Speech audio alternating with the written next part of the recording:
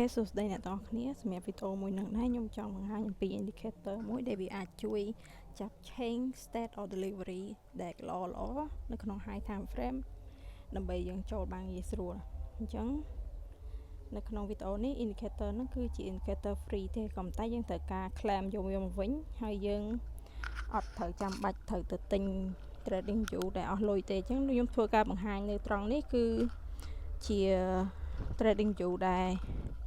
free ប្រើបានតែ2 indicator ទេអត់មានប្រើបង់លុយមានអីទាំងអស់អញ្ចឹងនៅក្នុងហ្នឹងគឺខ្ញុំប្រើប្រាស់ indicator មួយនេះ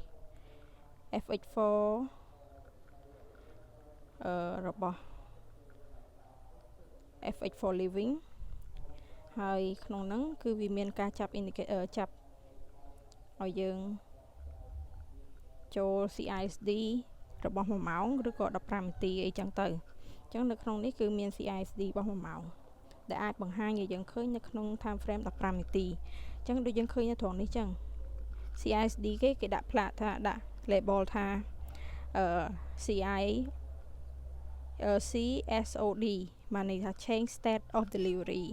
អ្នកខ្លះគេហៅថា CISD change in state of delivery តែពីរហ្នឹងគឺដូចគ្នាទេណាអត់ខុសគ្នាទេគ្រាន់តែថាភាសាប្រើប្រាស់វាខុសគ្នា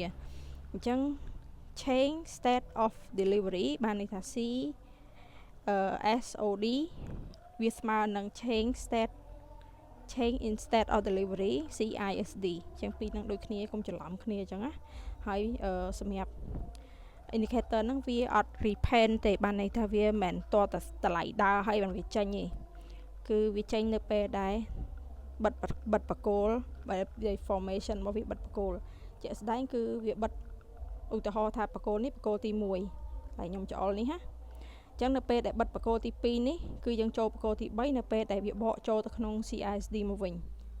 CSOD នឹងវិញអញ្ចឹងខ្សែនេះវាចេញនៅពេលដែលបកគោលមួយនេះបិទអញ្ចឹងបកគោលទី3គឺយើង pull back ចូលហើយតម្លាក់យកហ្មងអញ្ចឹងត្រង់នេះក៏វាមានការចាប់នៅក្នុង time frame 15នាទីឲ្យយើងដែរអញ្ចឹងនៅក្នុង time frame 15នាទីវានៅសល់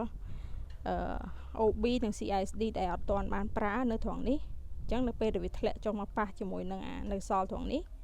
គឺវាធ្លាក់ចុះមកប៉ះត្រូវអាហ្នឹងវាឡើងទៅវិញអញ្ចឹងឡើងទៅវិញត្រង់នេះគឺបានន័យថាកន្លែងនេះវាអាចនឹងផ្លាស់ប្ដូរទៅជា bullish វិញនៅពេលដែលបកគោលនេះបិទនៅពីលើហ្នឹងអញ្ចឹងនេះគ្រាន់តែជារបៀបប្រើខ្លះទេបើសិនជាបងប្អូនអាចធ្លាប់បានប្រើ CISD ពីមុនកន្លងមកហើយអាហ្នឹងយើងអាចចេះខ្លះហើយក៏យើងអាចចាប់ដៃបានដែរក៏ប៉ុន្តែនេះវាជំនួយដល់ភ្នែករបស់យើងសម្រាប់អ្នកដែលគាត់អត់ទាន់ start នៅក្នុងការចាប់ដៃយើងអាចប្រើប្រាស់វាដើម្បីរៀនចាប់បានអញ្ចឹងណាហ្នឹងហើយខ្ញុំបង្ហាញអាហ្នឹងគឺដោយសារតែវាជា indicator free ហើយទោះបីជាខ្ញុំអត់បង្ហាញថ្ងៃណាមួយអ្នកដែលរៀនពីខ្ញុំទៅយកទៅបង្ហាញគេ claim ថាហ្នឹងគេបង្ហាញមុនក៏អាចថាបានដែរអញ្ចឹងអានេះយើងធ្វើ presentation បង្ហាញឲ្យទៅគង់តែបែកទេមិនបាច់លាក់ទេអាចរឿងចឹងលាក់ទៅបានការស្អីទេហ្នឹងហើយអញ្ចឹងអានេះយកពីណាមកខ្ញុំដាក់ link ឲ្យឧទាហរណ៍ដូច link នៅចំណុចនេះអញ្ចឹងយើងចុចលើកន្លែងនេះទៅវាចេញចូលទៅក្នុង link ដែលយើងអាចយកនេះវាបានហើយអញ្ចឹងត្រង់នេះវាយើងអត់អាច search រកបានទេតើយើងចុចលើហ្នឹងហើយយើងចុះឈ្មោះដាក់ email អីរបស់យើងអញ្ចឹងណាដាក់ email ដាក់អីនេះខ្ញុំដាក់ហើយវាចេញមកអញ្ចឹងពេលដាក់ email ហើយយើងចុចទៅលើ line នេះចុចលើ line នេះពេលចុចលើហ្នឹងហើយយើងដាក់ឈ្មោះ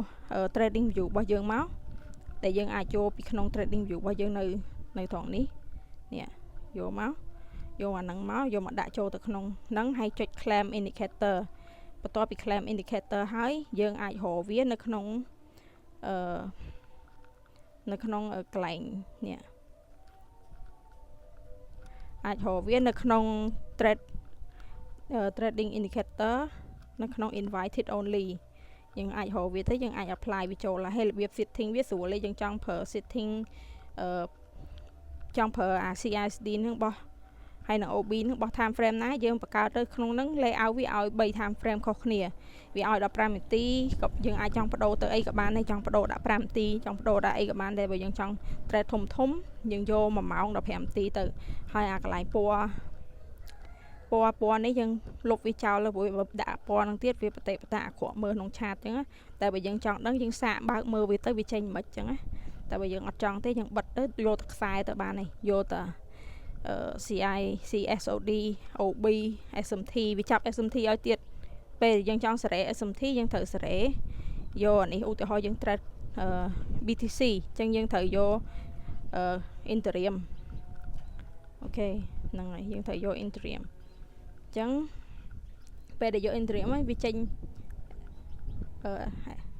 ស្អីគេនេះឲ្យSMT នឹងឲ្យហ្នឹងហើយអញ្ចឹងអាហ្នឹងមានតែប៉ុណ្្នឹង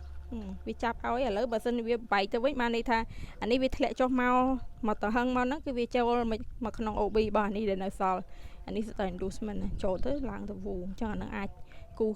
ប្រឡយវាមកចេះមកដើម្បី confirm ឡងទៅវិញអញ្ចឹងអាអស់នេះប្រើហើយបើសិនយើង miss យើងប្រើហើយអស់ហើយយើងឈប់វាប្រើវាយើងប្រើអ្នកនៅ fresh អានេះនៅ fresh ហ្នឹងហើយអញ្ចឹងយើងការបង្ហាញមានតែប៉ុណ្្នឹងយកទៅសាកមើលខ្លួនឯងទៅអូខេអញ្ចឹងអានេះវាជា tip មួយហើយ indicator ទាំងអស់ហ្នឹងគឺ free ទេគ្រាន់ថានេះវាជា private indicator យើងតើយើងចុះឈ្មោះដាក់ email ដាក់អីគេអញ្ចឹងណាហ្នឹងហើយអូខេអញ្ចឹងអរគុណសម្រាប់ការតាមដាន